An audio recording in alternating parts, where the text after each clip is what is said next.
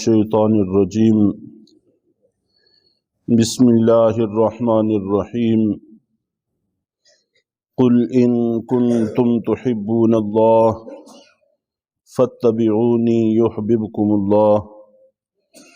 اے پیغمبر، آپ لوگوں کو کہہ دیجئے کہ اگر تم اللہ سے محبت کرتے ہو تو پھر میری اتباع کرو، اللہ بھی تم سے محبت کرنے لگیں گے۔ وَيَغْفِرْ لَكُمْ ذُنُوبَكُمْ، اور تمہارے لیے تمہارے سارے گناہوں کو معاف کر دیں گے۔ وَاللَّهُ غَفُورٌ الرحیم، اللہ تعالیٰ بہت بخشنے والے، بہت رحم کرنے والے ہیں۔ قُلْ أَطِیعُوا اللَّهَ وَالرَّسُولَ، اور یہ بھی کہہ دیجئے کہ اللہ اور رسول کی اطاعت کریں۔ فَإِن تَوَلَّوْا فَإِنَّ اللَّهَ لَا يُحِبُّ الْكَافِرِينَ، اگر تم نے روگردانی کی سو یقیناً اللہ تعالیٰ کافروں کو پسند نہیں کرتے۔ نبی پاک صلی اللہ علیہ وسلم جس وقت دنیا میں تشریف لائے، اول آپ کے مخاطب 3 طرح کے لوگ تھے، یہ آپ حضرات جانتے ہیں۔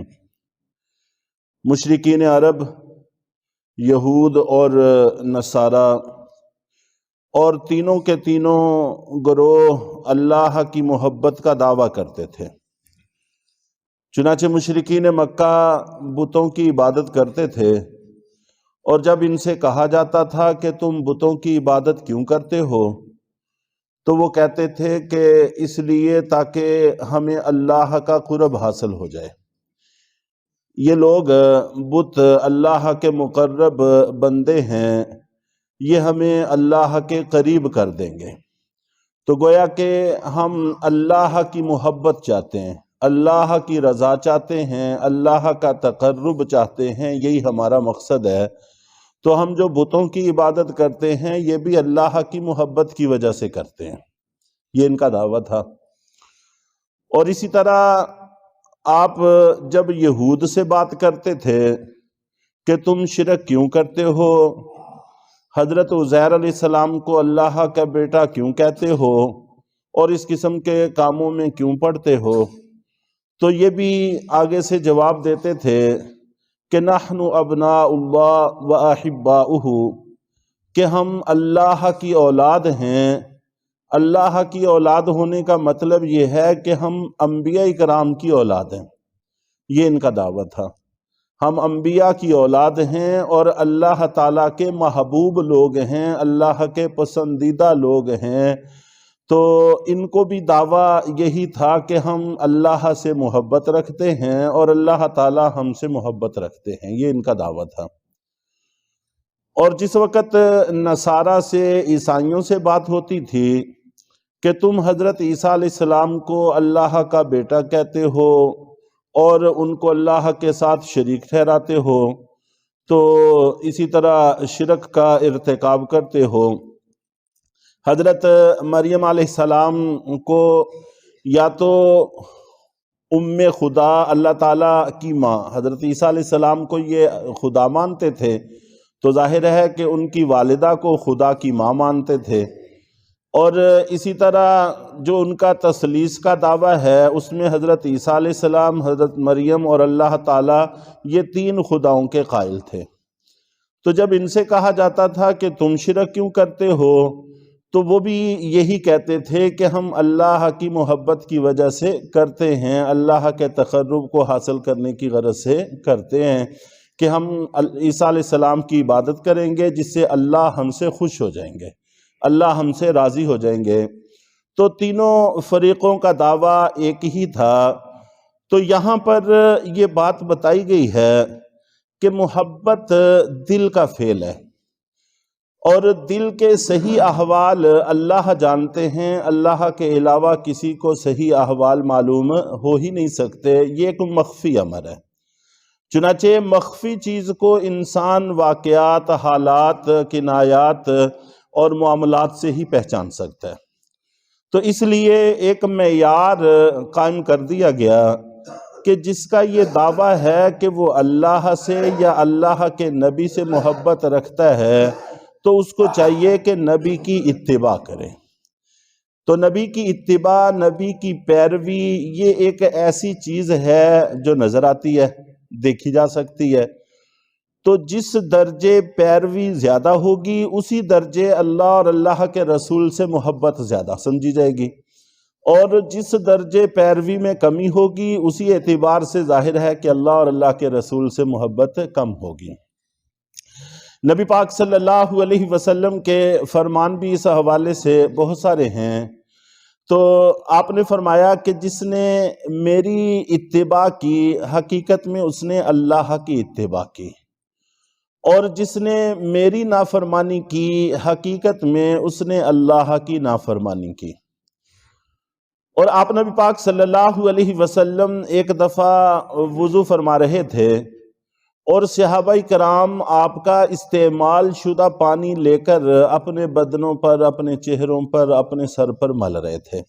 یہ عام معمول تھا کہ نبی پاک صلی اللہ علیہ وسلم جب بھی وضو کرتے تو صحابہ کرام اس پانی کو زمین پر پڑنے نہیں دیتے تھے، اور اگر کسی کو پانی میسر نہیں آتا تھا تو وہ دوسرے ساتھی کے گیلے ہاتھوں پر اپنے ہاتھ لگا لیا کرتے تھے تاکہ برکت ہمیں حاصل ہو۔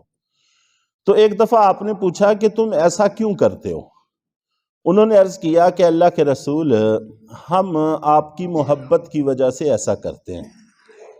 تو آپ نے فرمایا کہ اگر تم میری محبت کی وجہ سے ایسا کرتے ہو تو اس وقت تک یہ بات درست نہیں ہو سکتی جب تک کہ تم سچ نہ بولو، اور جب تک تم امانت کا پاس نہ رکھو، خیانت سے نہ بچو، اور اس وقت تک نہیں ہو سکتا تمہارا یہ دعویٰ درست جب تک کہ ہمسائے تمہاری اذیت اور تکلیف سے محفوظ نہ رہیں۔ تو سچ بولنا، امانت کا خیال رکھنا، اور امانت کے خیال رکھنے میں صرف اتنی بات نہیں ہے کہ جو لوگوں نے ہمارے پاس کوئی چیز رکھی ہم نے اس کو بعینی ہی محفوظ اس تک لوٹا دی، محض یہ نہیں ہے۔ اللہ کے سارے حقوق ہمارے پاس امانت ہیں، بندوں کے سارے حقوق ہمارے پاس امانت ہیں، جو بھی ہماری ذمہ داریاں ہیں، فرائض ہیں، واجبات ہیں، یہ سب ہمارے ذمہ امانت ہیں۔ ہماری صلاحیتیں امانت ہیں، ہر چیز کو صحیح جگہ پر صرف کرنا یہ دیانتداری ہے۔ تو نبی پاک صلی اللہ علیہ وسلم نے ایک مخفی چیز کی علامتیں متعین فرما دیں۔ اگر کوئی آدمی یہ سمجھتا ہے کہ مجھے اللہ اور اللہ کے رسول سے محبت کس درجے کی ہے تو وہ ان تینوں چیزوں میں غور کر لے کہ اس میں سچائی کتنی پائی جاتی ہے، اس میں امانت داری کتنی پائی جاتی ہے، اور اپنے تعلق والوں کو اپنی اذیتوں سے کس حد تک بچاتا ہے اور کس حد تک ان کے لیے راحت کا سامان پیدا کرتا ہے۔ تو ان چیزوں میں غور کر لے تو معاملہ، نتیجہ بالکل سامنے آ جائے گا۔ تو بہرحال اللہ رب العزت نے یہاں پر ایک معیار اور ایک کسوٹی قائم فرما دی ہے۔ تو کبھی بھی کسی حوالے سے بھی، یہ پہلے بھی بات ہوتی رہتی ہے، انسان کو دھوکے میں نہیں پڑنا چاہیے۔ جو شخص بھی یہ دعویٰ کرتا ہے کہ میں اللہ کا ولی ہوں تو سب سے پہلی نشانی یہ ہے کہ اتباع نبی کس حد تک ہے۔ اگر اتباع نبی نہیں ہے تو پھر یہ دعویٰ جھوٹا ہے، اور اس دعوے پر نہیں جانا چاہیے، اور تسلی رکھنی چاہیے کہ جو اللہ اور اللہ کے رسول نے فرمایا ہے حق وہی ہے۔ تو آپ کہہ دیجئے کہ اگر تم اللہ سے محبت کرتے ہو تو پھر میری پیروی کرو۔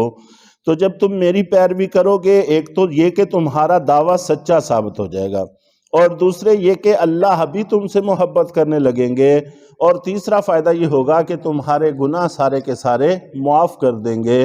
اور اسی طرح اللہ تعالیٰ بہت بخشنے والے، بہت رحم کرنے والے ہیں۔ اور اطاعت اللہ اور اللہ کے رسول کی کرو۔ اگر تم روگردانی کرو گے تو یاد رکھو کہ اللہ کافروں کو پسند نہیں کرتے، تو گویا کہ آپ کی اتباع سے رخ موڑنا در حقیقت یہ کفر کی طرف لے جانے والی چیز ہے۔ تو اللہ تعالی ہم سب کو صحیح پیروی کی توفیق عطا فرمائے۔